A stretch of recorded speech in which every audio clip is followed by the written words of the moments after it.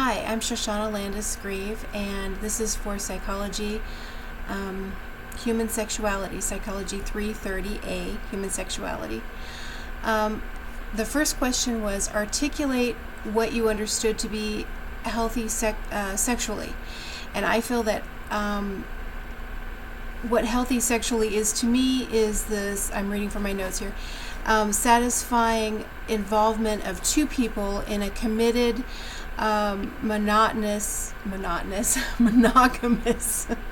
could be monotonous, relationship that also contains a satisfactory, fun, interesting, and stimulating sex life. Satisfactory, I don't know where that came from. That's what I feel is a healthy sexual relationship.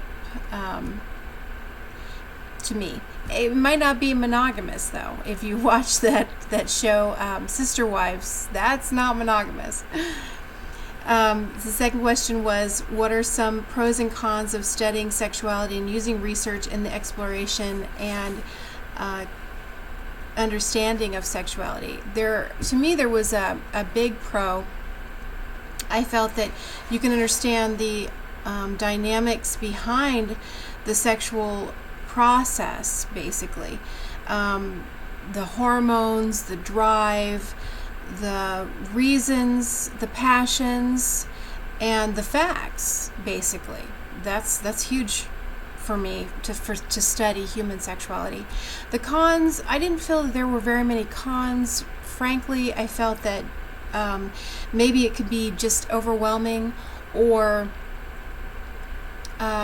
too much, a little bit too much or overkill on the subject. That's all I felt.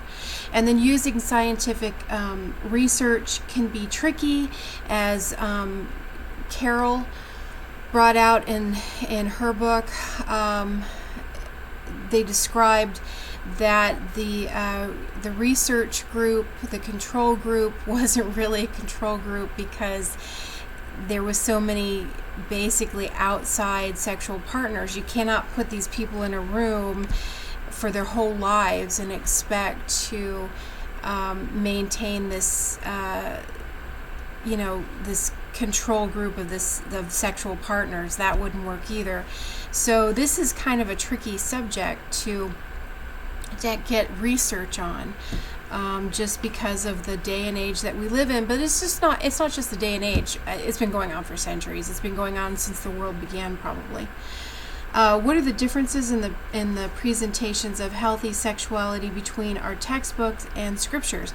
That was a good question, because we got to use textbooks that are biblically based, as well as those that are just factual, that are secular, so to speak, which was very interesting and a really good addition to the class, I felt.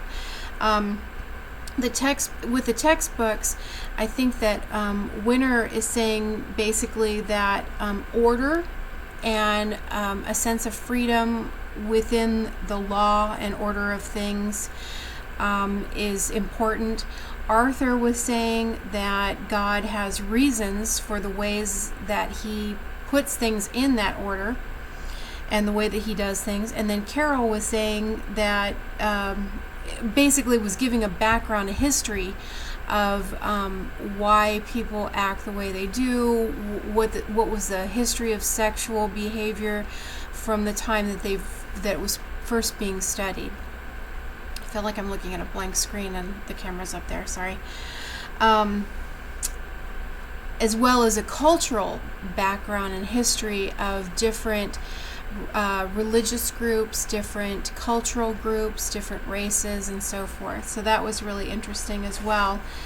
And then the scripture that I found two scriptures. They were both in Corinthians, which I felt was really interesting when Kay Arthur said that Corinthians was actually based on a word that meant, basically sexual debauchery, of something of that nature. I thought that was really important. 1 Corinthians 7, 1 through 40 basically talks about how a man is supposed to, it is good for a man not to have sexual relationships with a woman, but because of the temptation to sexual immorality, each man should have his own wife and each woman should have her own husband. And it goes on and talks about that. I thought that was interesting. But it also says in 1 Corinthians 6:18, flee from sexual immorality. Every other sin a person commits is outside the body, but the sexual immoral person sins against his own body, which that's pretty interesting too. So it leads me to wonder if if you're alone and you don't have a sexual partner, are you committing sexual sins against yourself if you use masturbation, for example? Is that a sexual sin against oneself? So that's interesting because the mind is involved in that. The heart is involved in that, of course. So that's what came to mind. And then the last question is, what has most influenced your view of sexuality? And I would have to wrap this up by saying basically my own inexperience and my own experiences within that inexperience, because I have lived a long time and I just feel that I have experienced a lot of life. I've been married 3 times. I've been divorced 3 times. I just feel like marriage is not for me, and that's fine. I love God with all my heart, all my mind. He knows that. I was saved when I was 21. I was born again then. And I have 3 great kids. They're all grown up, and one of them lives with me again right now, but I have a good relationship with 2 of them. I love them very much, and I feel like my relationship with the Lord is extremely important. My relationship with other people that stem from that is extremely important, but it all comes back to Him. I don't have any love in my heart for anybody. It all has to come from Him. So that's where my love comes, is from Him. So that's my top priority, is it's got to be Him. I have to work on that every day. It's tough. The sexual stuff was and is it is important, I understand, but for me it's not that important right now, and it hasn't been important for years. Actually, there's a lot of people in life that take that view. So studying it is important because you come across people every day that need a helping hand with it. I have friends that it's not in their lives, but once in a great while, the lawn guy, that's where their sexual outlet is, and it's like, oh yeah, maybe we need to talk about this. So I mean, it's there. It's important.